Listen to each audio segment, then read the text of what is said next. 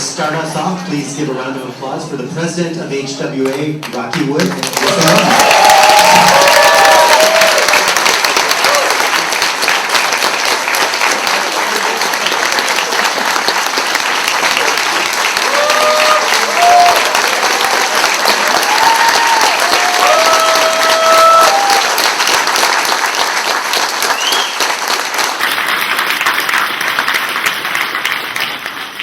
Good evening and welcome to our annual Bram Stoker Awards banquet. I apologize for not being able to speak for myself due to the impacts of ALS, motor neuron disease, and I thank Lisa for reading this speech while I get to go back to my seat.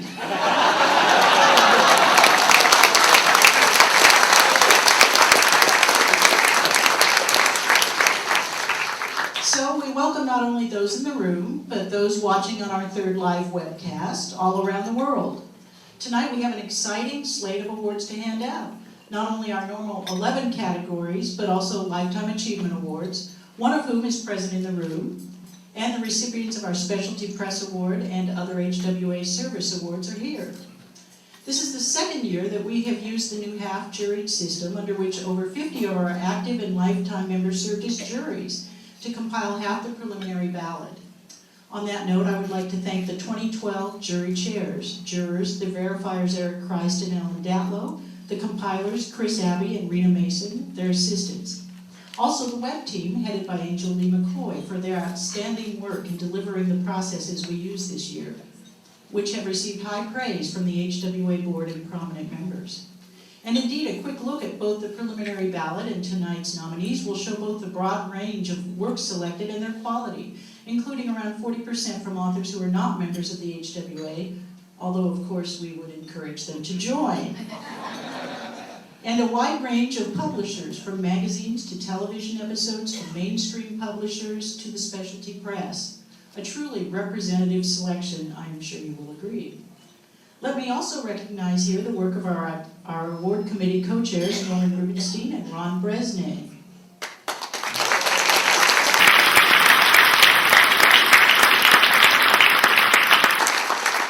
These gentlemen have done an outstanding job this year. The fact that you saw so little speaks volumes. Behind the scenes, I watched Norm and Ron keep the wheels turning, diffuse potential controversy, and deal diplomatically and with great judgment when queries arose. Well done, Norm and and to Ron, who is sitting at home. I also want to recognize the efforts of your Vice President, Lisa Morton, who will now move into third person.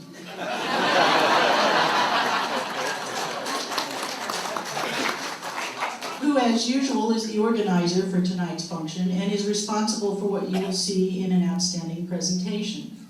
Thank you, Lisa, and the volunteers who assisted her to deliver tonight, which of course also includes Greg Herron, chair of the convention, who dealt with endless requests to make sure we had a banquet to remember.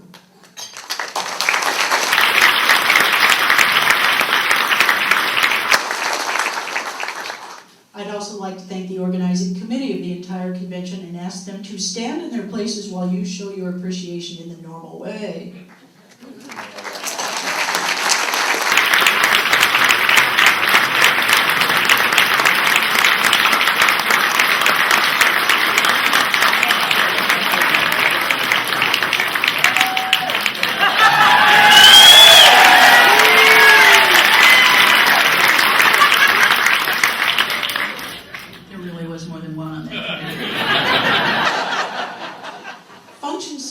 Don't come for free, and neither does the webcast. So we would like to acknowledge our platinum sponsor, Sam Hain Publishing, and its representatives here tonight.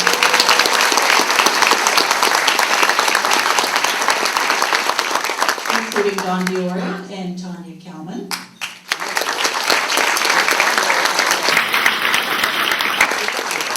This is Sam Hain's second year sponsoring the banquet, and we deeply appreciate their support.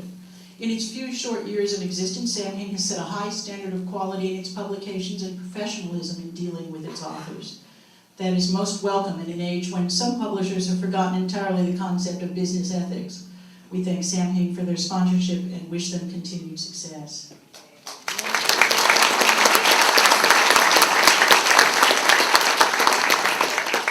Let me also thank our convention sponsors, Let the Dead Sleep by Heather Graham,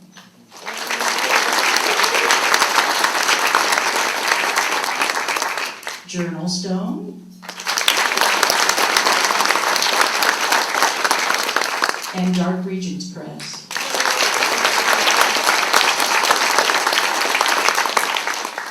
Before I conclude, I would like to take this opportunity to advise our physical and virtual audience that the HWA is going from strength to strength. Membership surpassed 1,000 recently in February, 4 times what it was only 5 years ago.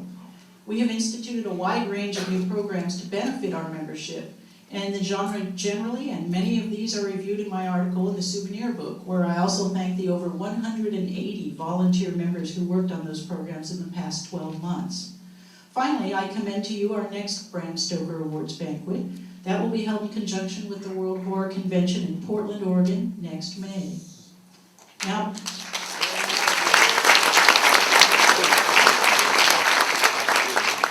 and now back to the funniest man in the gore business, Jeff Strand.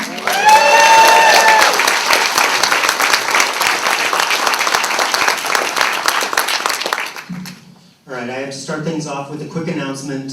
There are young children in the audience, so the horror-related portion of tonight's evening has been canceled.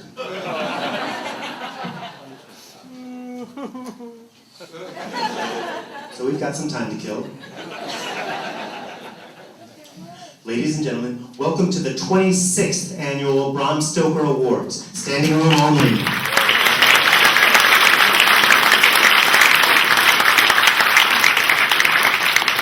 The amount of horror writing talent in this one room is staggering. We've got Robert McCammon, David Morrell, F. Paul Wilson, Ramsey Campbell, Caitlin Kiernan, Ellen Datlow. If there was a New Orleans chainsaw massacre in here tonight, we'd have to shut down the whole genre.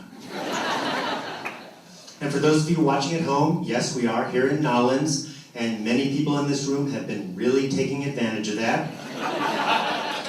Last year we were in Salt Lake City, so we've gone from quadrupling the average blood alcohol content to maybe adding an extra decimal point. Rest assured, even though we are in a town known for its wild ways, this banquet will sustain the dignity associated with the Stokers. But this is the perfect place for our event, because they have above-ground graves. This is perfect for those of you who've always wanted to become grave robbers, but didn't want to deal with all that pesky digging. City's cool with it, just return the bodies when you're done. And the voodoo. What a better place to be a sore loser.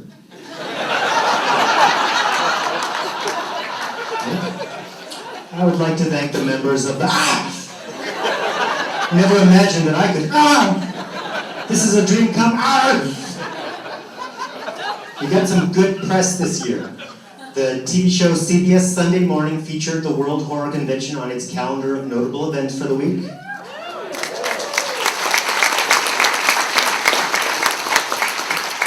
So if you're just here as a fan of Charles Osgood, I am so sorry for what you're going to see. 26 years. And as we enter the second quarter century of the Bram Stoker Awards, it's time to shake things up. Throw in some twists. Because if you win, you get glory and the cool haunted house trophy, but what we've never had are consequences if you don't win. Your name wasn't in the envelope? Guess that means you and your fellow nominees are waking up in a basement about to make some unpleasant moral choices. Only one of you is coming out. You can make alliances, but they won't last. Not all of you are in favor of that, and I understand, because change can be hard to accept. The world of publishing is constantly changing. I haven't done a snail mail submission in 10 years, but every single time I open the mailbox, I think there could be a self-addressed stamped envelope. Come on, Death Realm.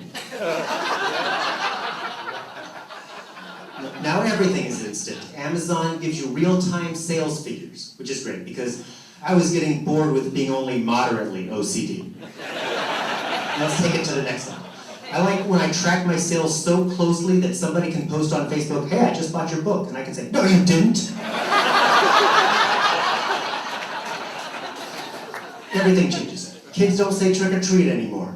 This past Halloween, only one kid said trick or treat the whole night, and he was dressed as Jason Voorhees. I said, Jason doesn't talk, go away, no Snickers. All kinds of interesting genre stuff came out this year. The documentary Room 237 analyzes Stanley Kubrick's The Shining, offering up theories about how the film is filled with coded messages where Kubrick confesses to having faked the Apollo 11 moon landings. And conspiracy theorists say that Stephen King's sequel, Dr. Sleep, is a coded confession about faking season 11 of Dancing with the Stars. Last year, the Horror Writers Association gave out an award for Vampire Novel of the Century, which went to I Am Legend. This year, I thought we should present an award for Zombie Novel of the Century, also to I Am Legend.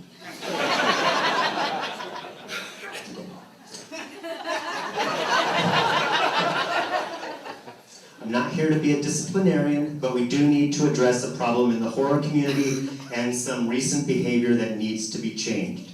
I'm speaking to every horror writer in this room. Stop dying. Since the last Stokers, we've lost Ray Bradbury, Michael Lewis Cavillo, David Silva, Rick Hodela, James Herbert. Knock it off. Your writers save the death for your books. And just to warn you, in honor of James Herbert, if an acceptance speech goes on too long, we will release the rats. When I first started hosting the Stokers, the trophies were given to the presenters by a beautiful woman. Then, thanks to budget cuts, the role of the beautiful woman was filled by me. Last year, hideous, grotesque ghouls did the honors. Based on that trajectory, this year I figured the trophies were going to be regurgitated into presenters' hands by a giant crawfish. But no, we have looped back around, and tonight's trophies will be handed out by Tracy DeVore.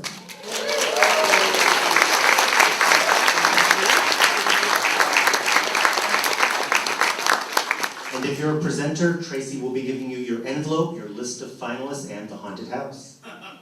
However, if we are attacked by a giant crawfish, remember that we're in New Orleans and we know how to eat them. Group effort, everyone needs to do their part, squeeze the head, drink out the juice. Teamwork. Okay, tonight, as we've heard, is sponsored by Sam Hain Publishing. If you do win a Stoker tonight, please come up on the sign on the side that says Sam Hain knows what scares you, because we have a photographer and that will make it easier for them and a better photo op for you. Okay? One of Edgar Allan Poe's lesser-known poems is called A Message to the MC.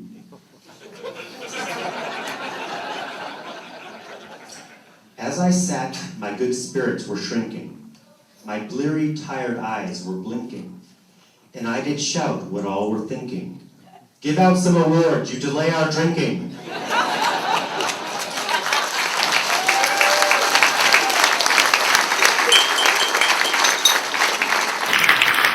Presenting the award for superior achievement in poetry, please welcome the author of The Tears of Isis and also the Stoker-nominated author of What the Cacodemon Whispered, James Dorr and Chad Hensley.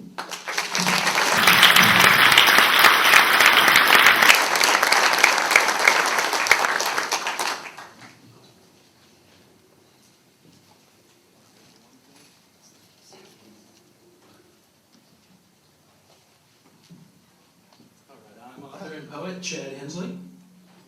And I'm James Dorr. Some of you may remember from Salt Lake City that I also gave out the Poetry Award then. Well, just like they always say, always a godfather, never a god. As was mentioned, this year I just had published a prose anthology, The Tears of Isis, which means it would be eligible in that category for next year. So if you're sick and tired of seeing me on this side of the podium, you know what you gotta do. All right, the nominations for superior achievement in poetry are Linda Addison and Stephen M. Wilson with The Dark Duet.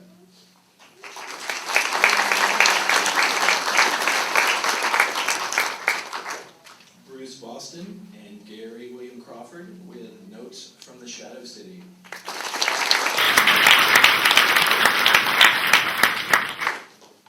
Michael Collins, A Verse to Horrors.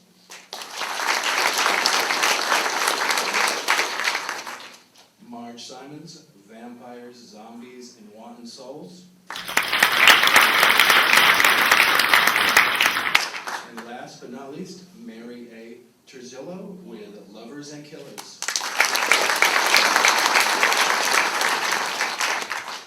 And the winner is, stuck in the envelope, Mark Simon for Vampire Zombies and Wanton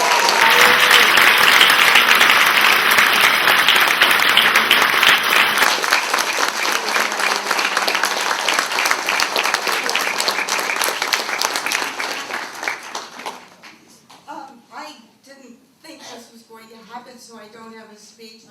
I would like to say, on Stephen Wilson's behalf, I'm sure he's okay with this. Linda and I felt a lot about him and his death. And thank you for voting for me. Thank you for this.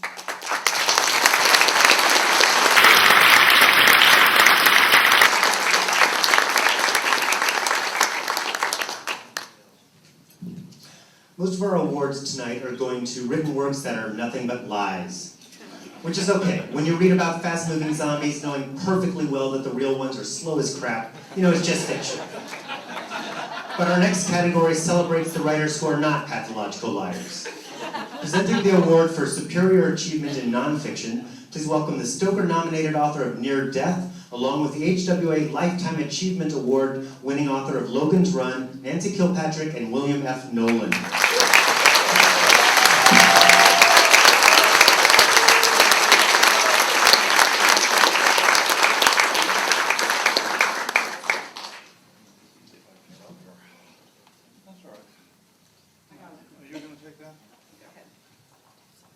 Now, let me get this first.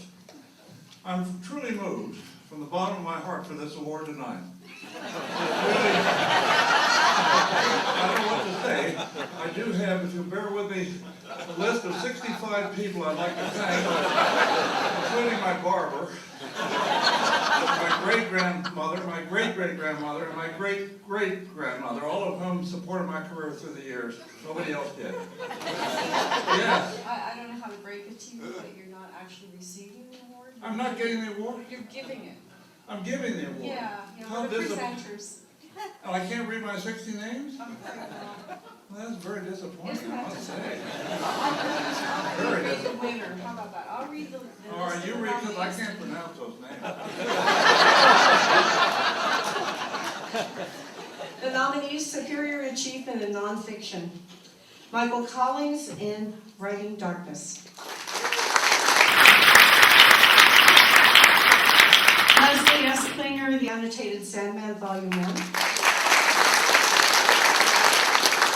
Lisa Morton, Trick or Treat, A History of Halloween. Kim Pathenroth and John W. Moorhead, The Undead and Theology. Kendall R. Phillips, Dark Directions, Romero, Craven, Carpenter, and the Modern Horror Film. You're not going to substitute your own name, right? Yeah, I should be the winner here, but I guess I'm not. All right, Trick or Treat, Lisa Martin.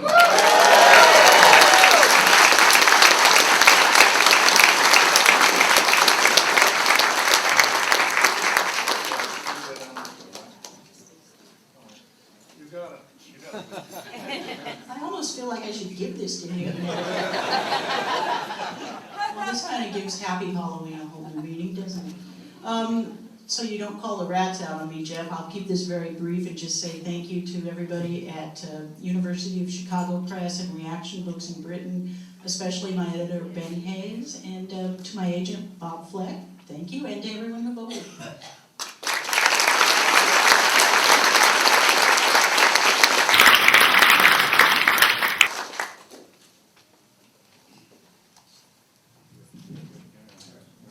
As always, this is my favorite part of the evening, where we give a deadly weapon to an overworked, stressed-out volunteer. However, this year, to make things more fun for all of you, the previous Silver Hammer winner, Guy Anthony DeMarco, will fight tonight's winner in a hammer-on-hammer battle to the death.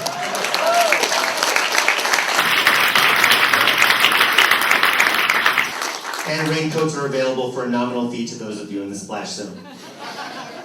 Presenting the Silver Hammer Award, please welcome a lady who just won a Stoker, and the Stoker winning editor of Unspeakable Horror, Marge Simon and Vince Lagano.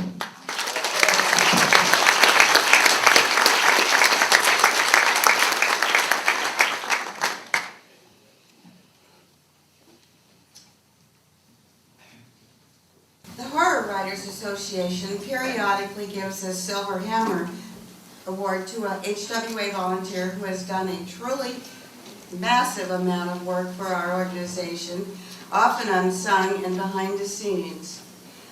It was instituted in 1996 and is decided by a vote of the HWA's Board of Trustees. The award is so named because it represents the careful, steady, continuous work of building HWA's house. The many institutional systems that keep the organization functioning on a day-to-day basis. The award itself is a chrome-plated hammer with an engraved plaque on the handle. The chrome hammer is also a satisfying allusion to the Beatles' song, Maxwell's Silver Hammer, a miniature horror story in itself, and oh, I was back in the day. This year, the board has voted to give the 2013 award to Charles Day. This is a prestigious award that goes to an HWA volunteer who has done a truly massive amount of work for our organization, often unsung and behind the scenes. In the board opinion, you certainly fit that description, particularly with your service in renovating and running the mentor program. Charles is the owner of Hidden Thoughts Press, Mental Wellness Collections, Evil Jester Press, and the newly formed division of EJP, Evil Jester Comics, and graphic novels anthologies. He's been employed in the field of mental health over 25 years, earning his master's degree in, earning his master's degree in public administration about 8 years ago. He takes all this experience to Hidden Thoughts Press. He's also an author, an artist who enjoys creating many characters he brought to life in his published or soon-to-be published works. And I've appreciated seeing his posts on Facebook page too. The HWA's success because of the tremendous workload carried by our many volunteers, mostly unnoticed. And Charles is an exemplar of these efforts, and the board is pleased to recognize him.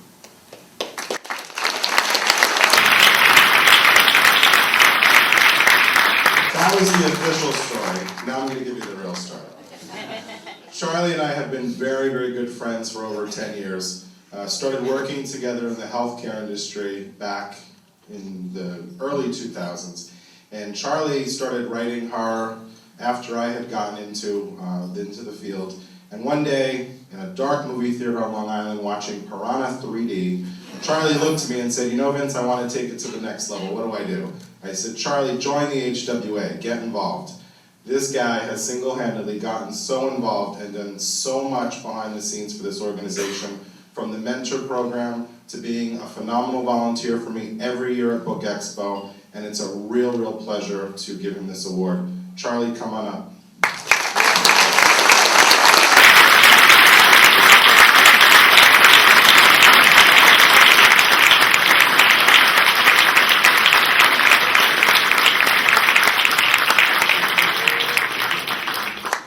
That was my speech. I was going to tell him. That was my speech. I was going to say how much I. Well, when sorry. Vincent, no, it's okay. Took it from me, but I'm very excited. I do love the HWA ever since I came on board. It's the friendliest bunch of people. They've been so supportive in everything, and I've done my own endeavors, but at the same time, I love the mentoring program. The best part is matching them people up. I work, best I can to try and put, professionals with aspiring writers and even in between. So it's just a great thing. Thank you. I'm very excited.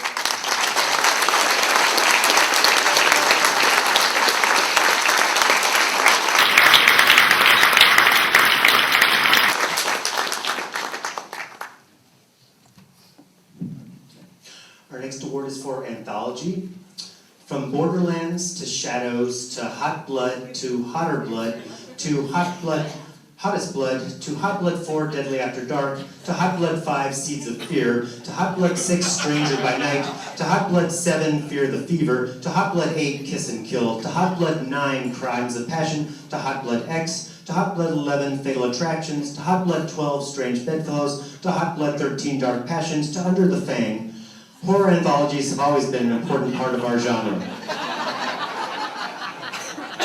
Presenting the award for Superior Achievement in an Anthology, please welcome the editor of The Living Dead 1 and 2, and also a 14-time Bram Stoker Award nominee and HWA Lifetime Achievement Award winner, John Joseph Adams and Ellen Datlow.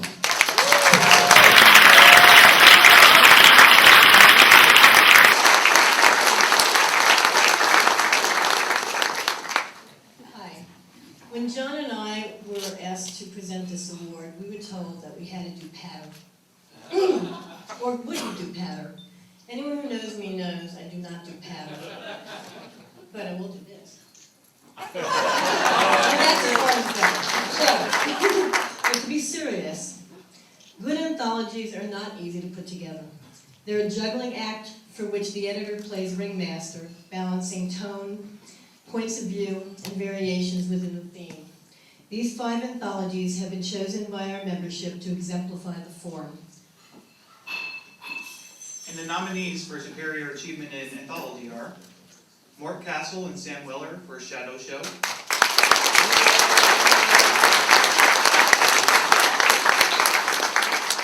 Eric J. Grenard for Dark Tales of Lost Civilization,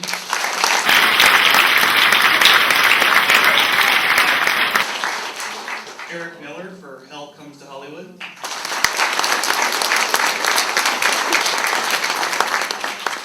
Mark C. Sano, R.J. Cavender, and Robert S. Wilson for Horror for Good, a charitable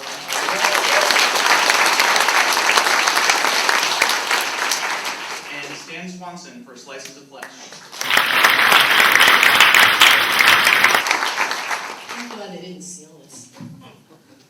And the winner is Shadow Show. And Mort Castle and Sam Weller.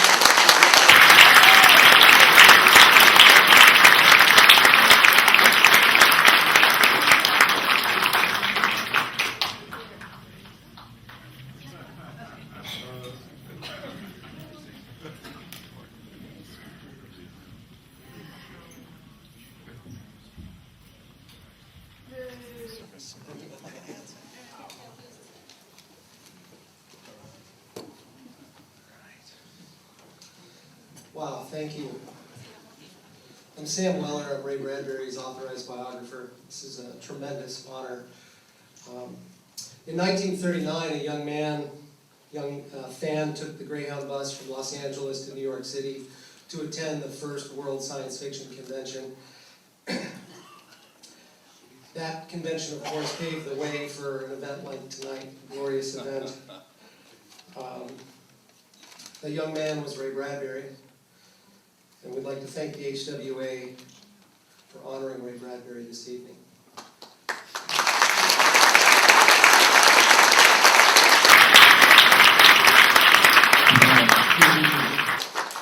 Keeping it tight and trim, because Bradbury was, of course, the guy who said, use a word, put it right in the right spot, and shut up. But we certainly want to thank some of the contributors to Shadow Show who happen to be with us here, and people who are with us include Tom Monleone, Rich McCann, Ramsey Campbell, David Moore, and above all, we want to thank a contributor who, believe me, is very much here, although he is in his permanent retirement home on Mars, Ray Douglas Bradbury.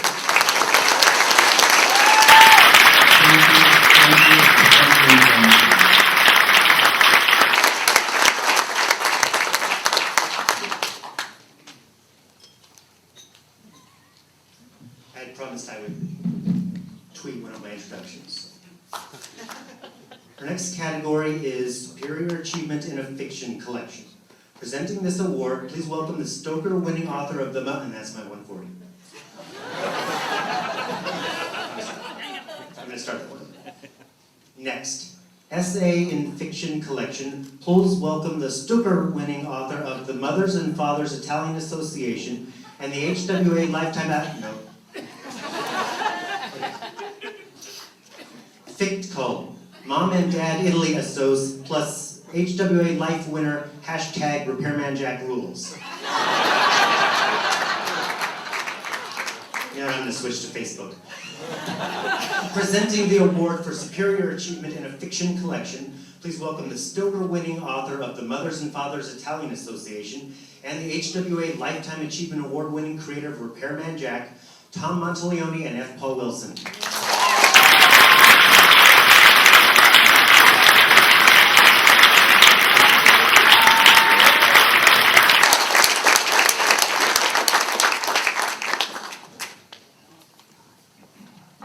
Come on, Polly. Why are we together again? I don't know how this keeps happening. Fiction, right? We're up here Collection. doing a collection. Fiction collection. Yeah. What was your first collection? Davy Crockett cards. No. What was your first collection of Soft and others. that won an award? No. How about your first collection?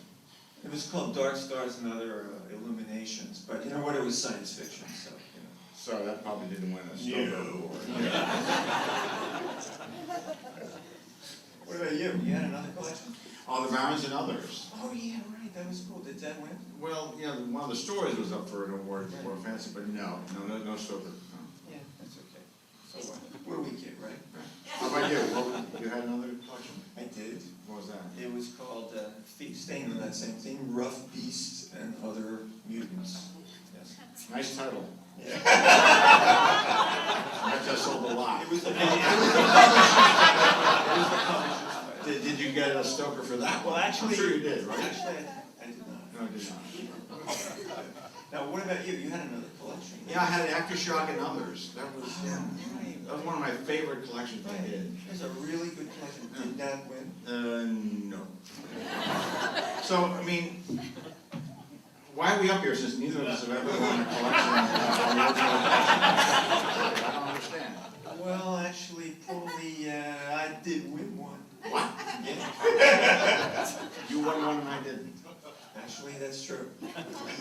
You suck.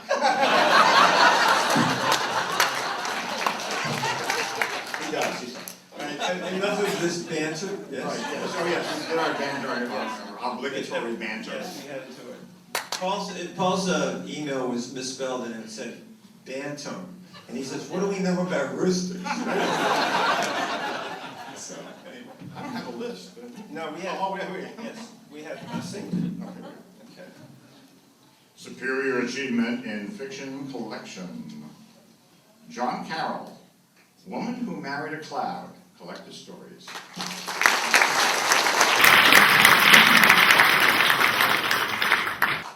Mordcast Again? again. New Moon on the Water.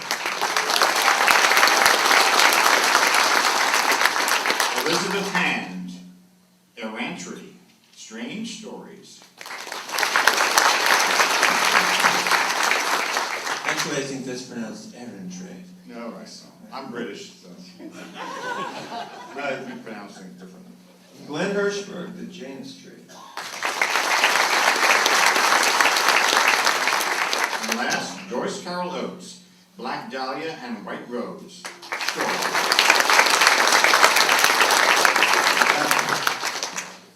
Well, folks, we have something very interesting tonight.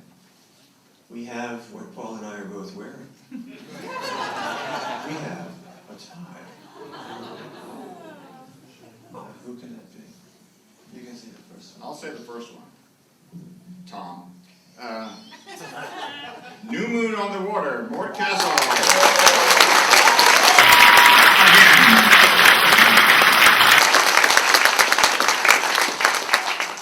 The next one is Black Dahlia and White Rose.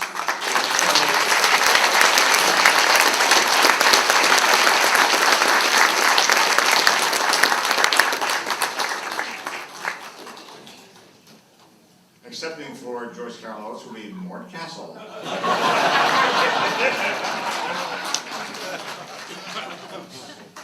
gets you. Whose idea was it to give you the table in the back?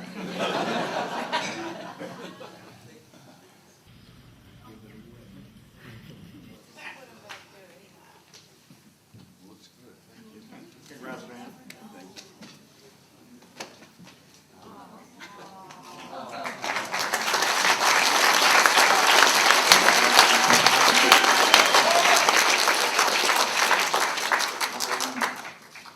I love irony because it happens so often in life. You can't do it in fiction. People think you're pulling a hand at a writerly trick, okay? I was nominated in 2002 for the Fiction Collection Award.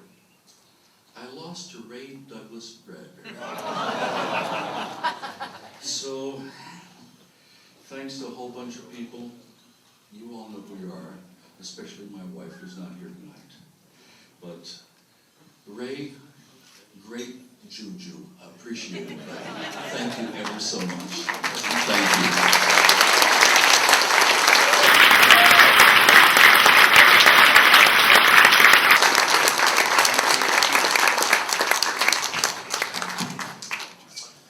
Each year, the Richard Lehman Award is presented to the HWA member who best exemplifies the depraved, sadistic, perverted qualities found in many of Mr. Lehman's characters. Unless I'm misunderstanding the purpose of the award. I might be. I'm not very well informed. I'll work on that for next year. Presenting the Richard Lehman President's Award, please welcome the President of HWA, Rocky Wood.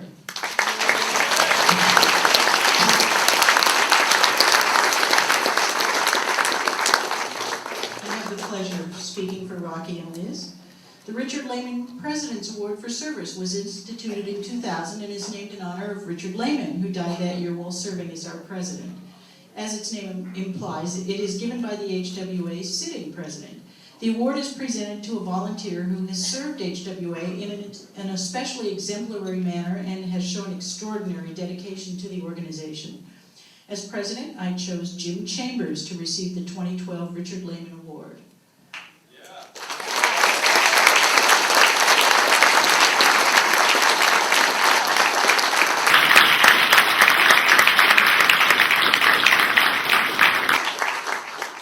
Jim stepped up a couple of years ago to chair the membership committee. Since then, he has completely revamped the committee, bringing in and documenting processes, training people to assist, overviewing our outreach program, and welcoming hundreds of new members. Our membership has effectively doubled to over 1,000 in that time. In addition, he conceived of and implemented the Halloween Haunts blog program, which has become a staple of our public blog each October, and wrote the Members Manual, which is proving to be of great value. It is contributors like Jim who represent all that is good about HWA's all-volunteer structure. Please join me in congratulating Jim.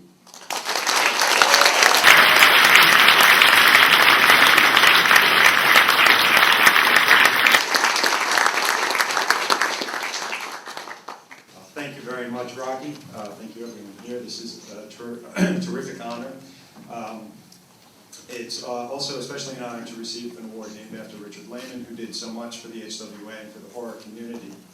Many of the accomplishments that Rocky mentioned are actually the result of massive team effort behind the scenes. So despite my near paralyzing fear of Jeff Strand's rats, I'd like to just take a moment to acknowledge the efforts of the membership committee, Arnaldo Colon, Kenneth W. King, Max Booth III, and past member Judy Rohrig, as well as all the people who support the membership efforts. Lisa Morton, Brad Hodson, Leslie Klinger. I'm sure I'm forgetting some people, I'm sorry. Also our outreach coordinator, Mark Sciano, and our keymaster, Jason Cook, and past keymaster, Guy Anthony DeMarco. Thank you very much.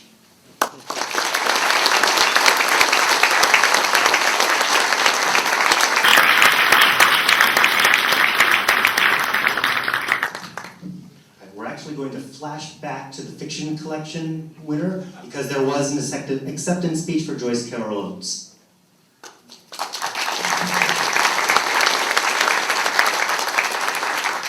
My name is Danelle Olson, and I've had the chance to premiere some of Joyce Carol Oates' works in a fiction anthology series that I do called Exotic Gothic, and to teach her in my horror literature in college. And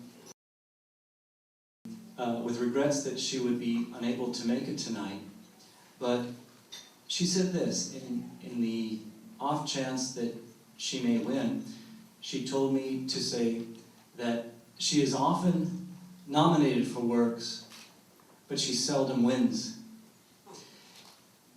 And she wanted to give her deepest thanks to the Horror Writers Association.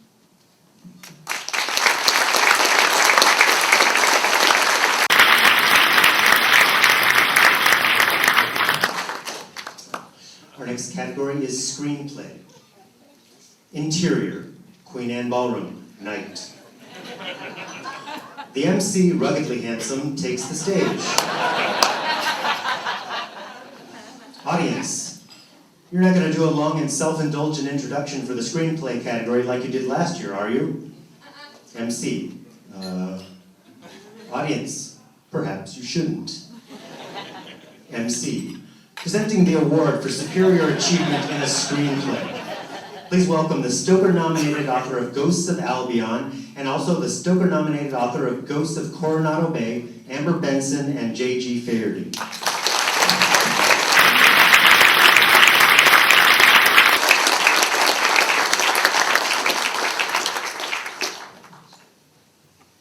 Hi, we're here because we both love TV and movie shows that glorify gruesome blood, guts, and scaring you out of your chair thrills. And in fact, we're actually collaborating on a screenplay that we think is going to be a shoo-in for next year. It's called The Hunger of the American Walking Dead Woman in the Woods.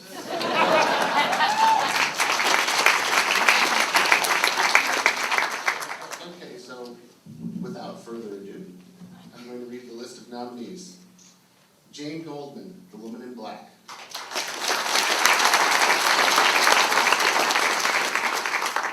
Sang-Kyu Kim, The Walking Dead, Killer Within episode.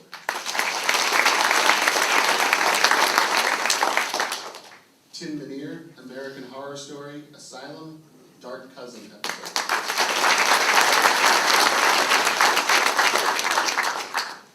Gary Ross, Suzanne Collins, and Billy Ray, The Hunger Games.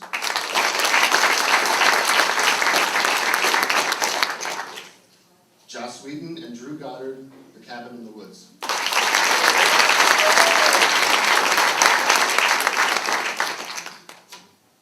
And the winner is The Cabin in the Woods. Joss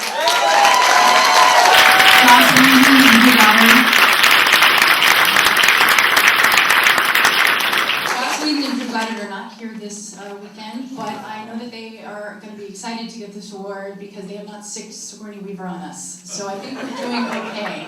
But we're going to accept this award on their behalf, and we were going to make sure that it gets to them.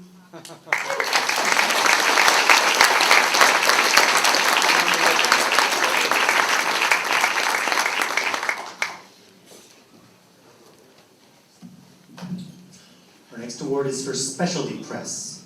Though the popularity of ebooks continues to grow, there's still something to be said for books with production values that make you drool so heavily that you need to wear a bib to read them. Presenting the Specialty Press Award, please welcome the Stoker Award-winning author of Dark Matters and the editor of Exotic Gothic series, Bruce Boston and Daniel Olson.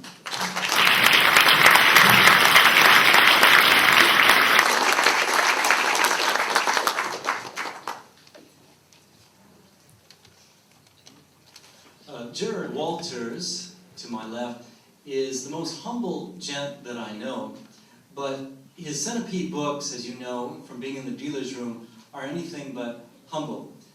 Since 2004, he has produced new and reprinted volumes of crime fiction, film study, Gothic lit, noir, horror, and of course, those delicious Lovecraftian works, along with launching a literary journal, now in its 4th year, the Weird Fiction Review, edited by S.T. Joshi. But tonight, we are not alone to pay him praise. Playboy magazine featured his a Lovecraft retrospective in December as a perfect Yuletide gift, in a picture that showed it all. Centipede's work, The Complete Slayers by Paul Kane, has recently been called lavish and bound to increase in value by Pulitzer Prize winner Michael Dirda.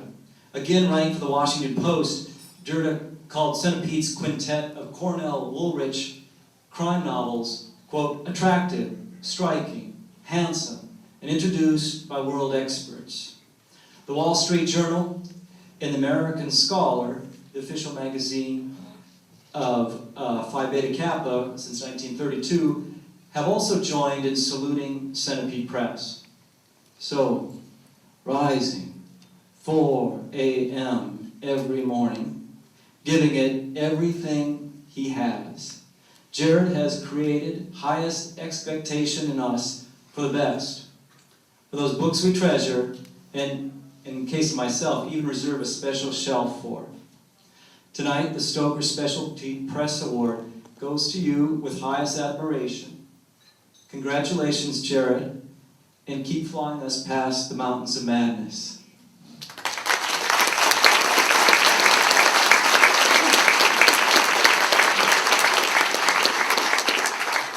The HWA Specialty Press Award recognizes a publisher outside the mainstream New York City publishing community that specializes in dark-themed fiction. Winners are typically small presses, specializing in limited editions, small press runs of the work of new and relatively unknown authors. The winner of the award is determined by a majority vote of the HWA board. Past winners of the Specialty Press Award include Dark Regions Press, Tartarus Press, Delirium Books, Bad Moon Books, PS Publishing, and Cemetery Dance. Centipede Press of Lakewood, Colorado is the recipient of the Horror Writers Association Specialty Press Award for 2012. Jared Walters' Centipede Press started in 2001 and specializes in horror, crime, and science fiction, as well as art books, career retrospectives, and critical studies on horror films. Authors they publish include Stephen King, Thomas Ligotti, H.P. Lovecraft, Patrick McGrath, Jim Thompson, and Cornell Woolrich. Centipede Press titles strive to be excellent examples of bookmaking with superior design, page layout, and dust jackets. For more information about Centipede Press, please visit centipedepress.com.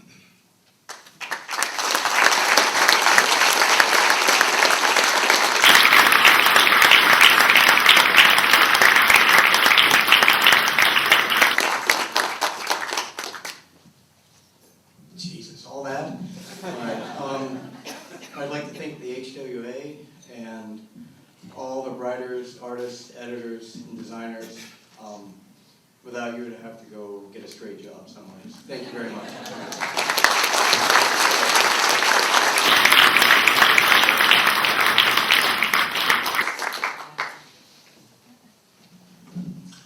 Our next category is short fiction, so this introduction will be short. Presenting the award for superior achievement in short fiction, please welcome the Stoker-winning author of Creepers and also the author of Milton's Children, David Morrell and Jason B. Brock.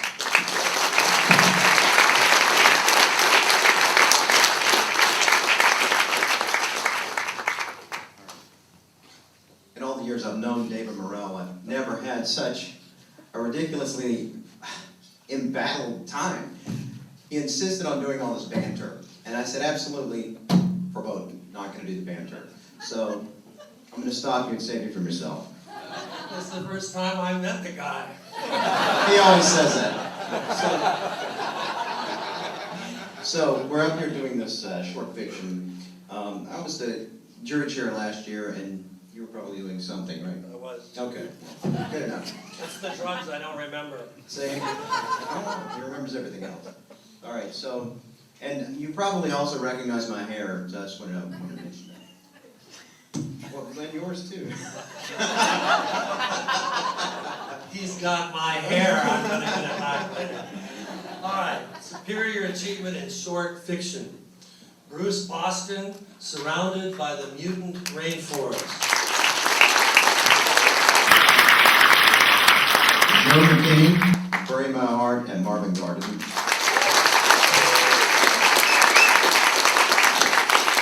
Weston Oaks, Righteous.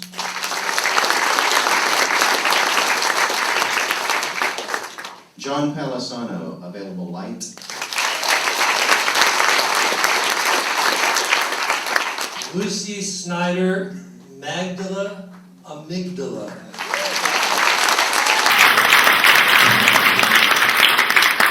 And the winner is... Hard to get out of here. It is... let's just do it this way. Magdala Amygdala.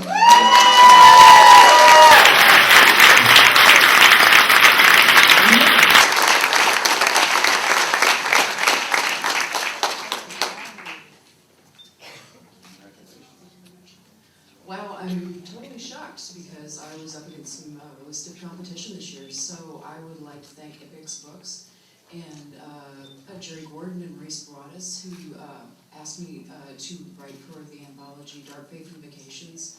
And I'd like to thank the HWA voting membership and everybody who supported both the anthology and who read my story. So thank you very much, everybody.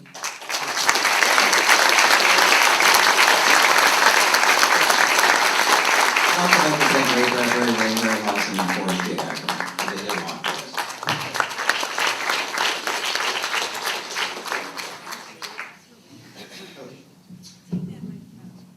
Last year, one of my introductions included Foamy the Rabbit Sock Puppet, proving that the introductions are like the finalists, not everyone can be a winner. A really disturbing, shocking number of you asked if Foamy the Sock Puppet would return this year, and the answer is no. What will return is what Foamy represents, complete desperation on the part of the MC. Therefore,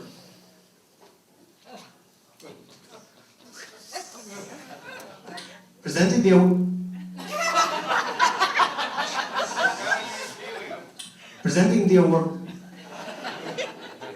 Oh crap, that was a methane balloon.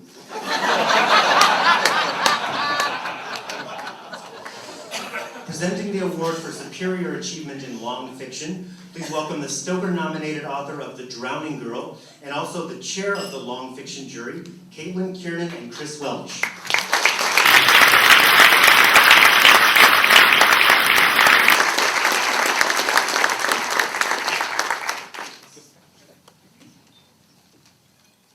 I've been out there, I've noticed there's something wrong.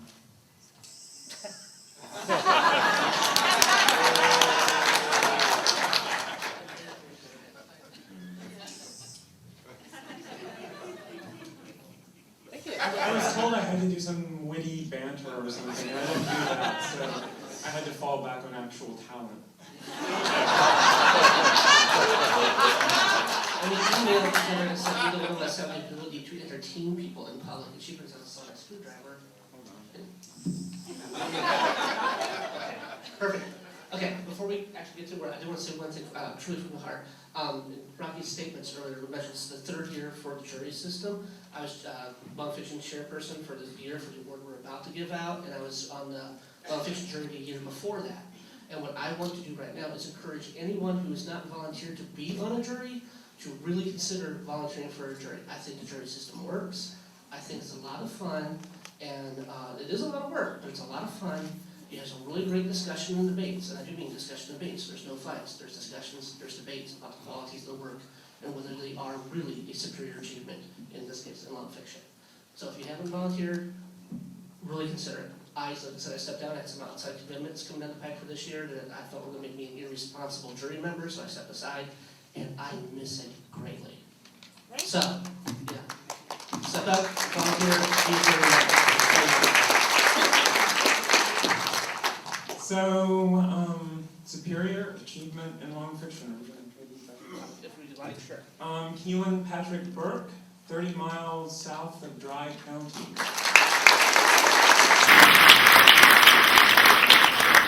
Jack Ketchum and Lucky McKee, I'm Not Sam.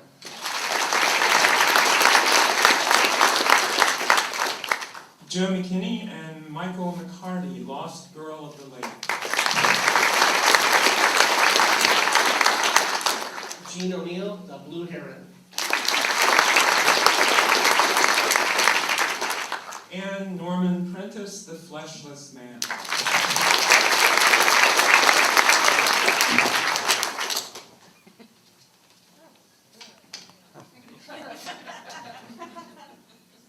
And it goes to The Blue Heron by Gene O'Neill.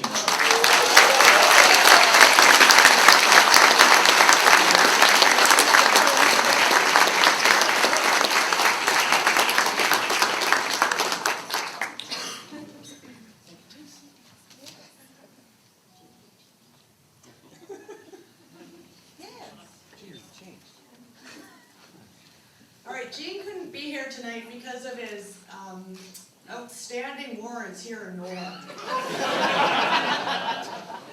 He would like to thank the HWA for the honor, and Joe and Chris Morey and the staff of Dark Regions Press for publishing the story.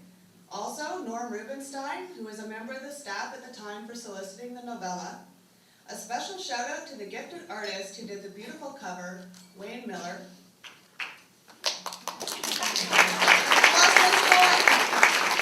And for all of his writing colleagues and friends who voted for the Blue Heron. Rest assured, the photos and negatives from other cons will be in the mail on Monday.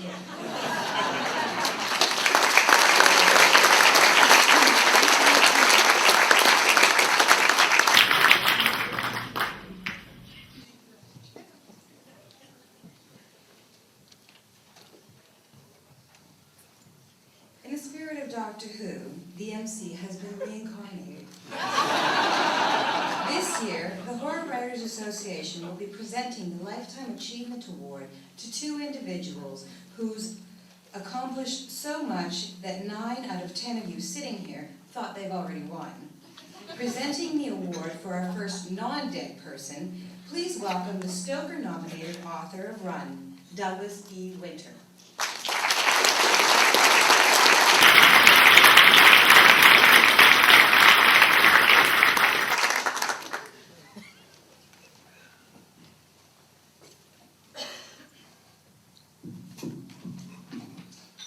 Upon being asked to present the Lifetime Achievement Award to Clive Barker, I was told that by this time of the evening, time would be relatively precious and I should try to limit my introduction to around 3 minutes. My immediate response was to say, if I could introduce Clive Barker in 3 minutes, I wouldn't have had to write a 671-page book about him.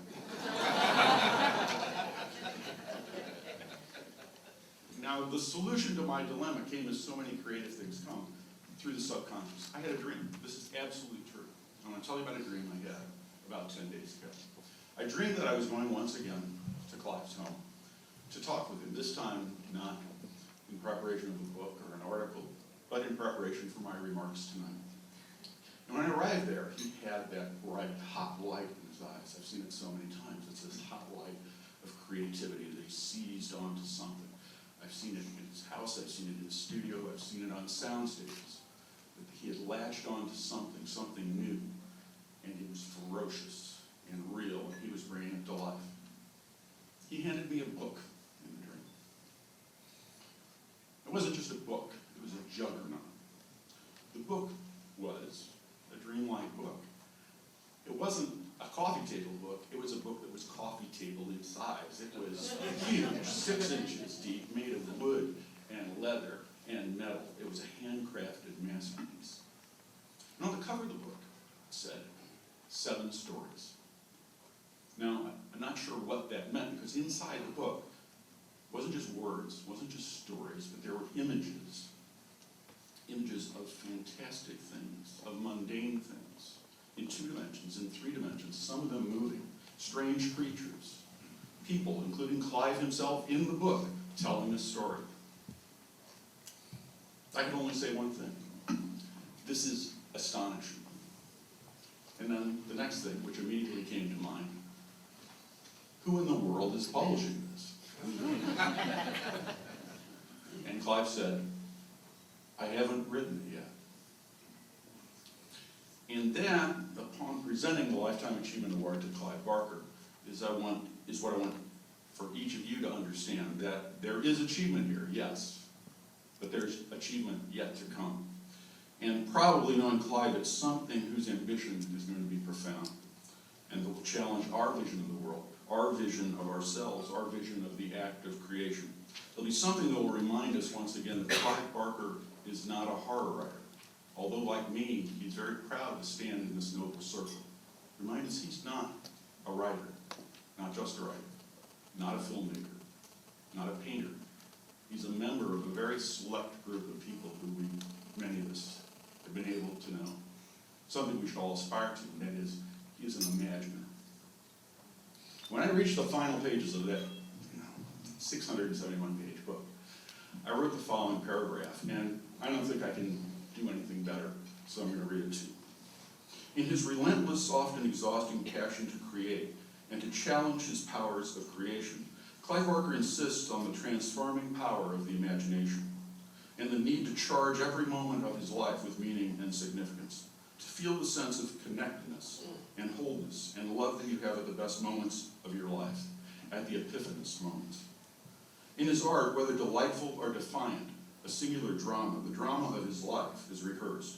The opening of doors into new territories, territories that are more fertile than the territories left behind, moving forward, ever forward, in search of that place where things mean more. The place yet to come from a man whose lifetime of achievement is one I've been honored to witness and to chronicle firsthand, and one that should serve as an inspiration to us all. The winner of the Lifetime Achievement Award, Clive Barker.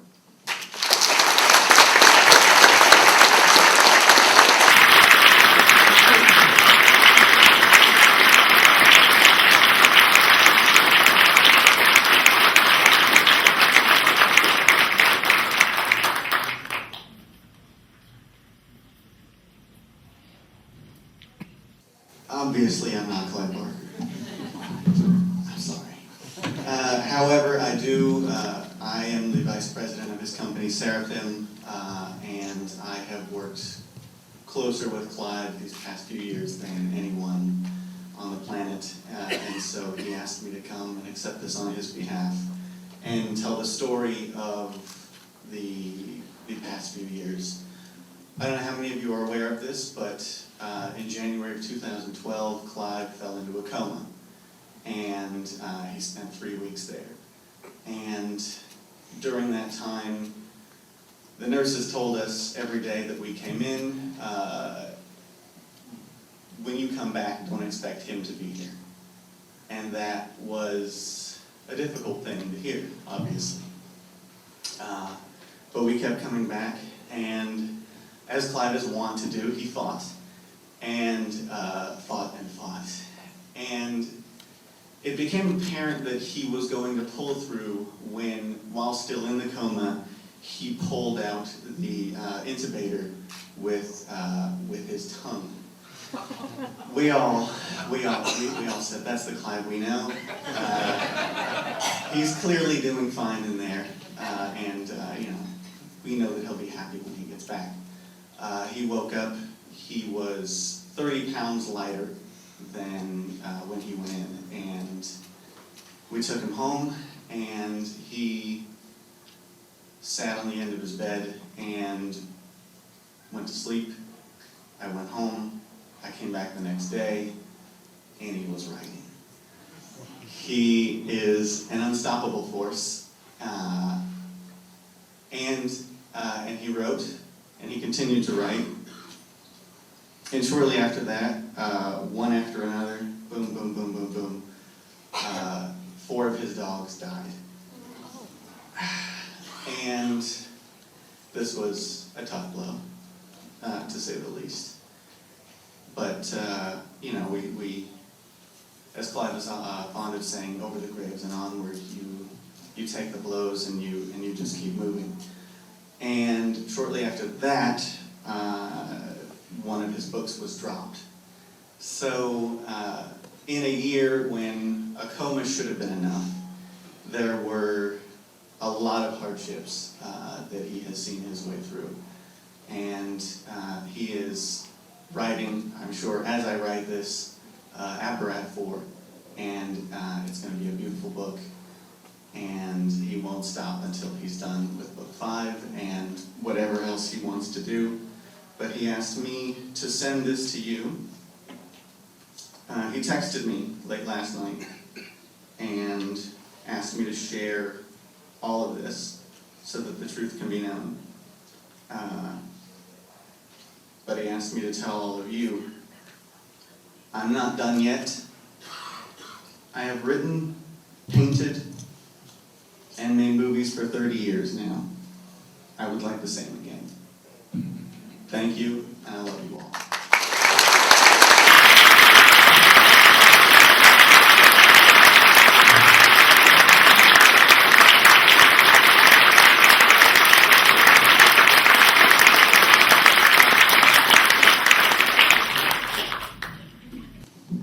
All right, I'm back.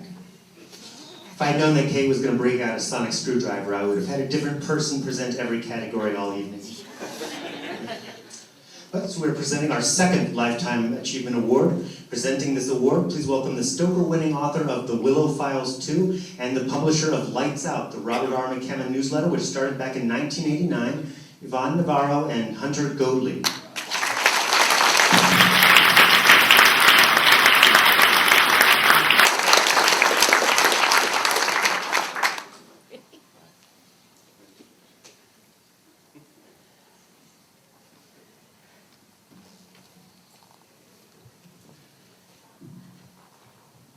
Boy, this is the second time I'm up here in front of the crowd. This is a much bigger crowd. I am so very honored to do this. As a couple, 2 or 3 dozen people earlier today found out, Rick McCammon is the man who is the author who made me want to be a writer some 30 years ago. I revealed a super secret to those people, so you know, it's a little secret now instead of a really tight secret. And I am just so honored to be able to do this. He took a break from writing and now he's back, and as was said about Clive, there's so much more to come, and I found that out in the interview. He has so much more that he's going to create and share with us all, and we are just so lucky. Hi, I'm Hunter Goatley. I'm nobody. But I'm a big fan of Rick McCammon's work. I started as a big fan of his work way back when. And that actually started in 1981. I was 17, and about the only horror I'd read was Stephen King stuff, some Robert Bloch, a little bit more. I was walking through a card store that carried books. It was a Hallmark store. And there was this incredibly garish cover of red lips and white fangs. And the book was called They Thirst by Robert R. McCammon. And I said, that cover looks awesome. I got to read this. So I read it, loved it, and it wasn't until Mystery Ball came out in 1983 that I read that and I said, wow, They Thirst was not a fluke. This guy's really good.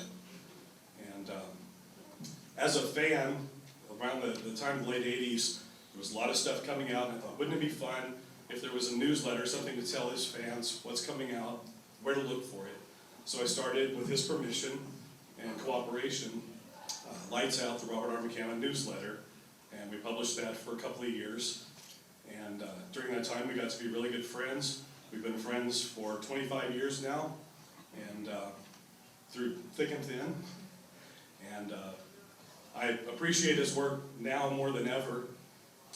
Titles like Boy's Life and Speaks the Nightbird, The Hunter from the Woods, his most recent, The Five. And in all these cases, for the last however many years, I've been lucky enough to get to read all of them before anybody else does. And I've been very thankful for that and honored. And yes, that means I've read The Village. So anyway, I'm very proud to be asked by Jeff and Rocky to co-present this award to Robert McCammon, and I look forward to finishing the Matthew Corbett series when he finishes it, and all the other stuff that's to come. So, thank you.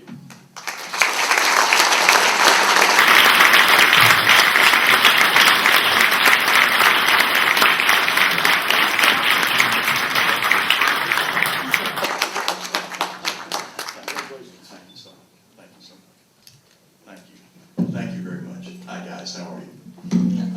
I'm here, I'm so glad to be here. I'm very glad you're here. Thank you for this wonderful honor and for including me among your midst. And I gotta correct one thing. Hunter, you're nobody? Are you kidding? Are you kidding? This gentleman here has done my website for years. He's done my Facebook. He's done just about everything for me. Taken a lot of pressure off of me. He has been there in thick and thin and has really helped me when I've needed it. So he's not nobody. He is everybody and everything to me. And Hunter Jones is very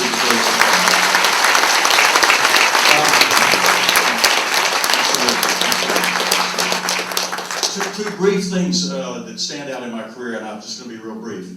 Imagine a 10-year-old boy on a Saturday afternoon going to the movies and seeing films like Jason and the Argonauts, Seventh Voyage of Sinbad, other great movies by a fantastic animator. And I was in Hollywood doing a radio show, and William Nolan was there, and he said, I was in the green room, and he says, Rick, I'd like you to meet somebody. And went to the green room, and this tall, elegant English gentleman stands up, and Bill Nolan says, Ray, I'd like you to meet Rick McCammon. It was Ray Harryhausen. And you know, you just melt when something like that happens. You just fall apart. So that's one of the great things. Another thing is that I was doing a reading in Santa Monica with Clive, with Dean Koontz, with Ray Bradbury. And I'd never gotten to meet Ray Bradbury. He was really my hero, and probably the reason I started writing, particularly with a story like The Lake, which is probably one of his first stories that I read. It's a fantastic story. But so I wanted to meet him. I went up to meet him, and I don't think he really ever understood that I was one of the readers at this conference because we were staggered. But I stayed to listen to him read. So I went up to meet him, and I said, "Hello, and he says, "Would you do me a favor? Would you go out and hold my cab for me?" I said, yes, sir. Yes, sir. I certainly will go out and hold your cab for you. So I did go out and hold his cab for him. And he came rushing out, you know, and I started, how are you? No, gotta get my cab, gotta go. And he's gone. But you know, I hear all, but it's not all, because I think I helped Ray Bradbury move. Because if you read Ray Bradbury's work, it's always about forward motion. It's always about achievement, going somewhere, either to the depths of the human soul, to Mars, the moon, the beast that rises from the depths to fall in love with a foghorn. It's always forward motion. And I'm very, very proud to have been a great fan, huge fan of Ray Bradbury.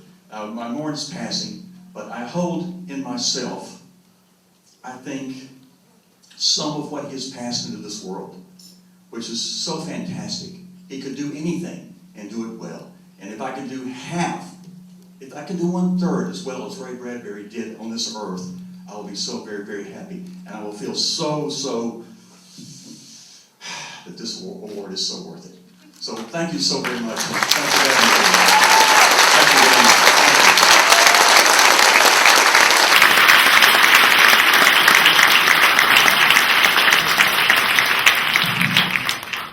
The Village, hook me up. It's okay. They pay me a lot for this. Not really. Our next category is graphic novel. From the classic chills of Tales from the Crypt, to more contemporary titles like Hellboy and the Goon, to the satanic menace of Hot Stuff the Little Devil, graphic novels and horror have always gone together like poison peas and blood-stained carrots. Presenting the award for superior achievement in a graphic novel, please welcome the Stoker Award-winning author of Dust and Decay and our horror artist guest of honor, whose work includes Stephen King's Secretary of Dreams, Jonathan Mayberry and Gled Chamboy.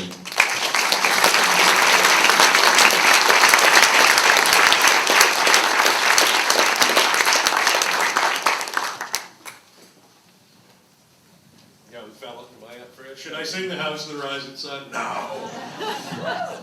I wanted to give a little shout out to, it was mentioned earlier too, but to my lost comrade Ricky Howell, without whom I wouldn't be here, and he was a dear friend, and I miss him like my right arm.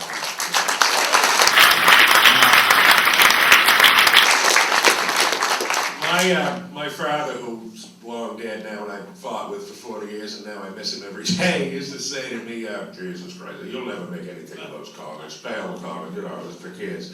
Well, little did he know that people make cajillions of dollars, and, you know, there are huge movies that, you know, millions enjoy, so let that be a lesson to him, and that's what this is all about. Thank you, Cousin Erie. I'm Uncle Creepin'. Comics are just a wonderful thing, and just, I'm one of the people, and I've talked to several people this weekend and over the years who have actually learned to read because of comics. I mean, they spoke to us, they gave us an opportunity to learn stories, and simply read, to get the bug for reading. And I'm delighted to be involved in the field now, and I'm incredibly honored to help give the award for graphic novels. So, Me or you? you read, I'll do the envelope. Alrighty. Superior achievements in a graphic novel. Cullen Bunn, The Sixth Gun, Volume 3.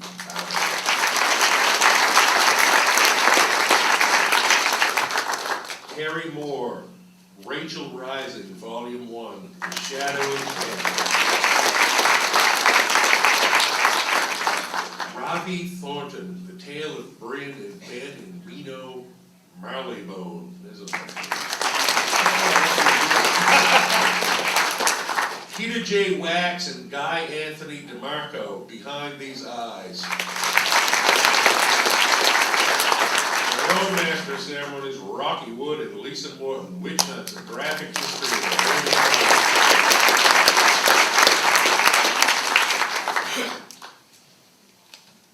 And the Stoker goes to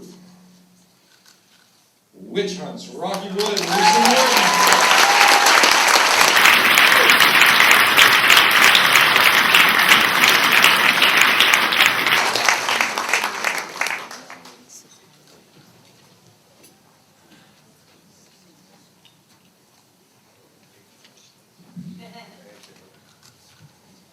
Congrats, Rocky.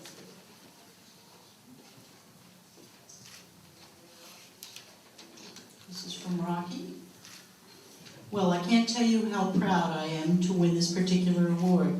This was a very unusual project, my second graphic novel, and on an important subject that we can all learn from today, where intellectual witch hunts occur regularly in the first world, and real witch hunts still occur in the darker corners of the earth. I'd like to thank Lisa for her great work on this book. Her eye for story, drama, and detail are unparalleled.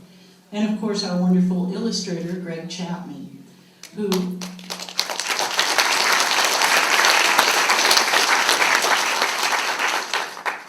hopefully is watching this live back in Australia.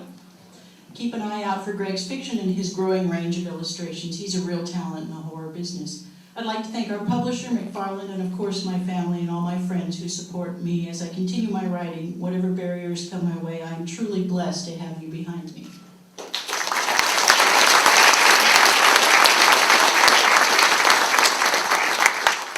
And I will just say, of course, the person I most owe thanks to is Rocky, who invited me to participate in this absolutely amazing project that he conceived. I was truly honored to be able to address something that I felt really deeply was a long historic injustice, and this book has been taught in classes, teaching about discrimination.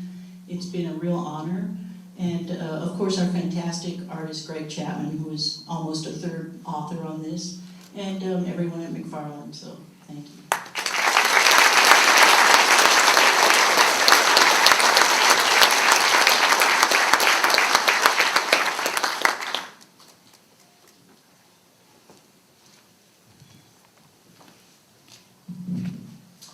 Shocking content in a young adult novel used to mean that the book acknowledged the existence of brassieres. Now it means that the person being horribly mangled by a wheat thresher is a young adult. Presenting the award for superior achievement in a young adult novel, please welcome the 2011 and 2012 YA Jury Chair, and also the author of Twice Shy, Lynn Hansen and Patrick Freevald.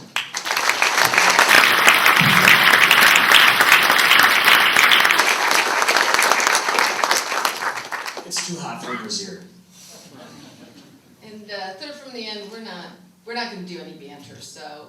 The nominees for Superior Achievement in a Young Adult Novel are Little Gray, The Diviners.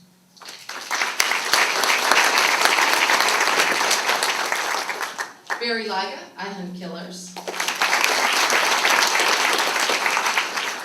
Jonathan Mayberry, Flesh and Bone. Michael McCarty, I Kissed a Ghoul. Maggie Stiefvater, The Raven Boys.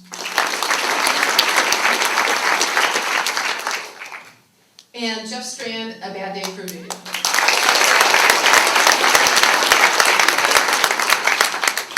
And the Stoker goes to? Flesh and Bone, Jonathan Mayberry.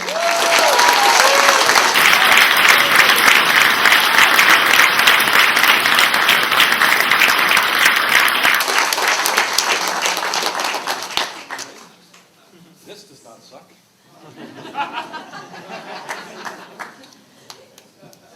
Well, yes, I did sacrifice a goat in hopes of winning, but no, I did not expect to win, so I did not have any notes prepared. I want to thank my wife, Sarah Jo. She is everything to me, and she supports me through all the very strange things I do.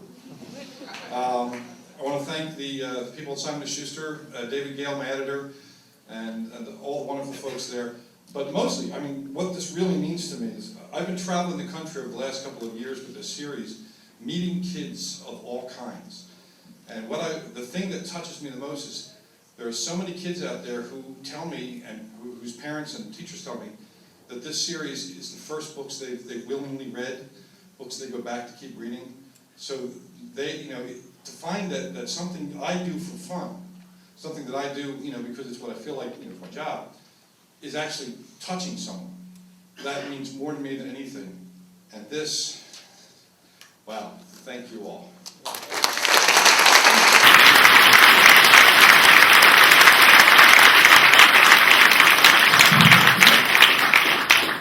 Well, my acceptance speech was going to be, suck it, Mayberry, but...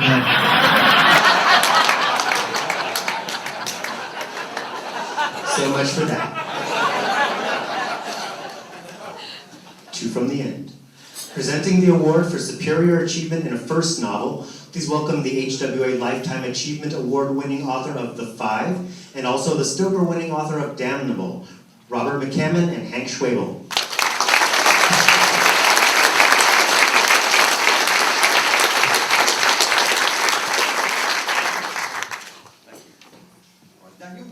You won for first novel. I did. Okay, well, you should do this. You should go right ahead. This is the wonderful thing, about this organization. You get to, see a giant of the genre share the stage with an up-and-comer, like my co-presenter here.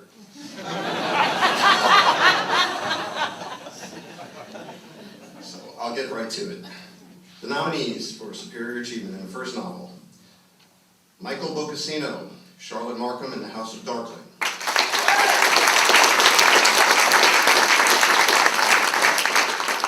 Deborah Coates, Wide Open.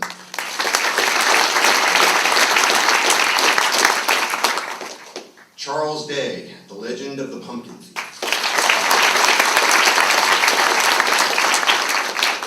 Peter Dudar, A Requiem for Dead Flies. Richard Gropp, Bad Glass. And L.L. Soares, Life Rage.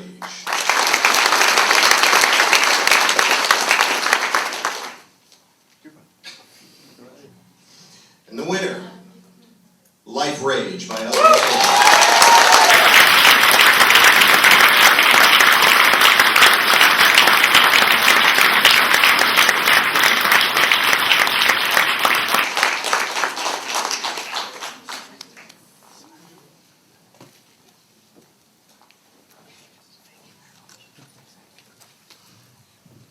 Hi, everybody.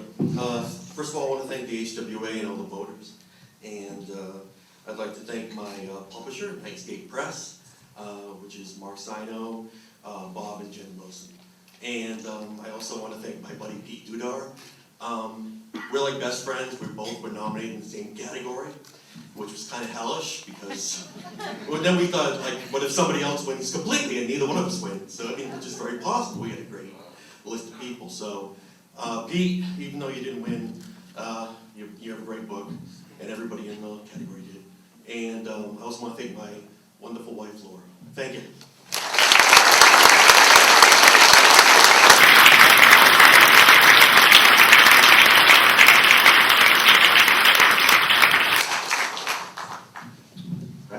Final award.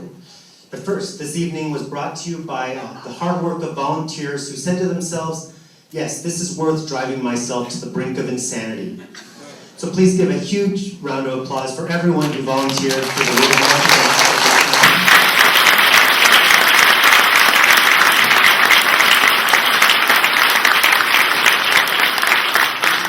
Again, thanks to our sponsor, Samhain Books. The Samhain party will be immediately after the banquet in the Eberville room, so head on over to that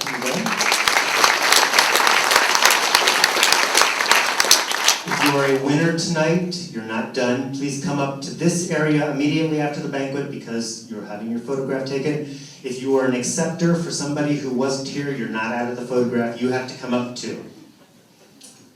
The final award of the evening. Presenting the award for superior achievement in a novel, please welcome the Stoker-winning author of Stephen King, A Literary Companion, and also the HWA Lifetime Achievement Award-winning author of Alone with the Horrors, Rocky Wood and Ramsey Campbell.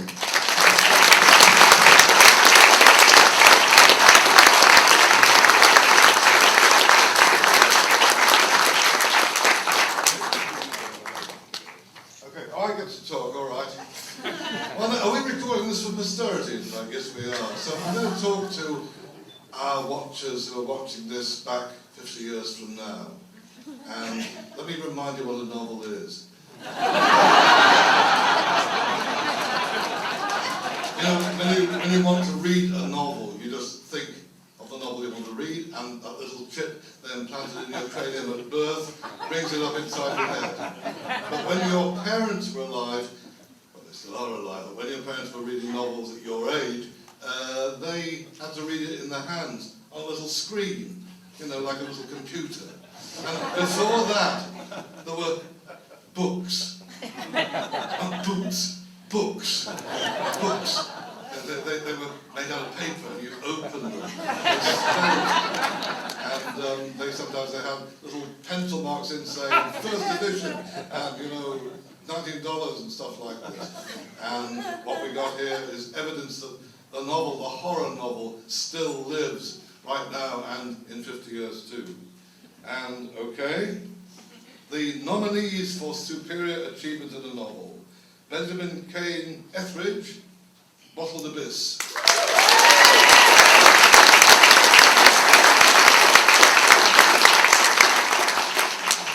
John Everson, Nightwear.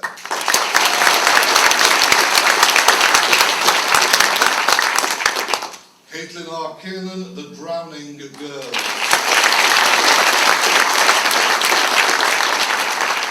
Bentley Little, The Haunted. Joe McKinney, Inheritance.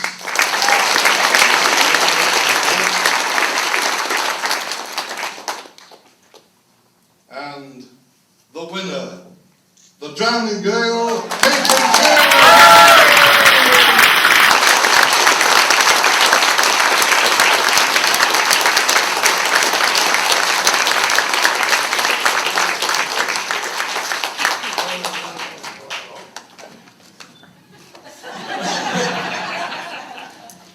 Oh my god. No. I never in a million years thought this was going to happen, so I don't have note one. I don't even know if I can remember names. If you read the novel, I can't breathe. And I left my sonic screwdriver back there. If you read the novel, there's 2 or 3 pages of acknowledgments. Because the novel was hell. It was my, I don't know, 8th or 9th novel, and nothing had ever nearly killed me like that. And so all I'm going to do, I'm going to thank my partner, Catherine, because really, I mean, she lived through 2.5 years of hell while I started this novel and threw it away and started this novel and threw it away.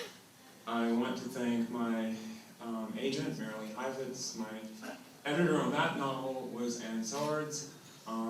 Susan Allison at Penguin, because she really got it. Someone I really in particular want to thank is Peter Stroud, because when I finished the book, when I finally finished the book, I sent it to Peter very first off, and he said, everyone's going to see this book. I've never in my life read a book like this, and he compared it to William Faulkner, which I think made me cry, which I'm about to do now, I think. And beyond that, I don't know, I think I would say, and Imp thanks you. And so, thank you very much.